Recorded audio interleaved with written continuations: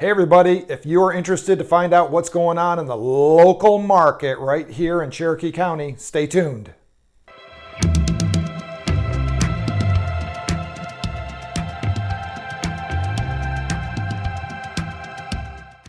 All right, it's the beginning of the month again, and we're going to reflect back and take a look at what happened in September in Cherokee County, Georgia. So that's obviously going to include Canton and Woodstock and Ball Ground and Waleska and Ackworth as well. So let's just go ahead and take a look at what's going on in the local market here, okay? First of all, this is Cherokee County. Cobb County was very similar. Same with Pickens and some of the other surrounding counties as well. So the numbers track pretty much the same throughout the whole North Atlanta market area. So the first thing that is very interesting to note is the home value index. That's basically the average sale price that we're finding that are closing here in Cherokee County. That's at $324,000. That's up 5% over the last 12 months. So very significant increase. That's a really good and healthy increase year over year.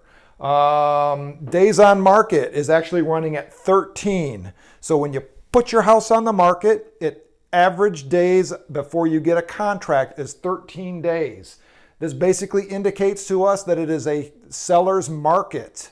A balanced market, believe it or not, is more or less about 100 days to 120 days. That would what the industry would consider a balanced market. We haven't seen that in our local market for years.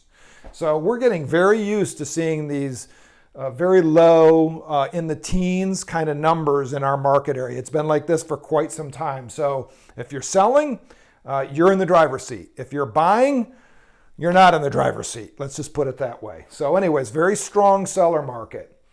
Closed sales for the month of September, 514. That's actually up 16.3% year to date over last year. And then the housing supply, which goes in tune with the days on market of 13, is sitting at 1.8 months. That's basically saying we don't have any inventory. And if you're out there buying right now, you have felt this. Very little inventory in the market. There's a lot of things that are involved in what's going on with that, but very little inventory out there.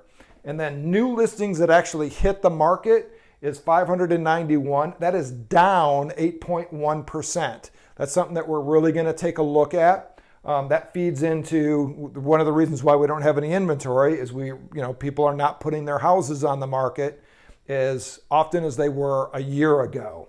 So bottom line is we're still in a very, very hot seller's market. We broke all kinds of crazy records in the month of August. Some different matrix that we kind of look at, but they're all kind of records that actually got broke last year.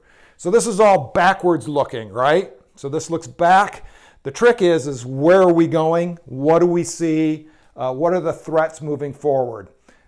I mentioned it last month. I'm going to mention it again. We are continuing to watch many of the economic indicators out there that are in the market. Some of them are not very pleasant. So we're really taking a look at that. Unemployment rate, the delinquency rate. We've got this forbearance that is still hanging over our heads that the federal government has basically allowed homeowners that have a federally backed mortgage to be able to forego and push out their mortgages. So when that ends mid next year sometime, we're going to have to really monitor to see how that's going to affect it. So forward looking, there are some things out there that we really have to take a look at. Biggest one is the overall economy here locally, watching our unemployment rate, taking a look at the forbearance, like I said, and some of those other things. So overall, it's still a healthy market. It's a great market to buy. The interest rates are at historical lows. Doesn't look like those are going anywhere anytime soon. So take advantage of that. If you need to take a look at refinancing, pulling some equity out, and hey, here's an idea. Pull the equity out and buy a rental property right now. A lot of people are actually doing that. Those are the types of opportunities that you need to take a look at if you want to continue to build wealth and preserve wealth in real estate, which is one of the things that we do best for folks. Give me a thumbs up if this was a good update for you. And don't forget to subscribe to our YouTube channel. There's tons of great information. Hopefully this was helpful and you guys have a great month and we'll talk to you next month. Thanks.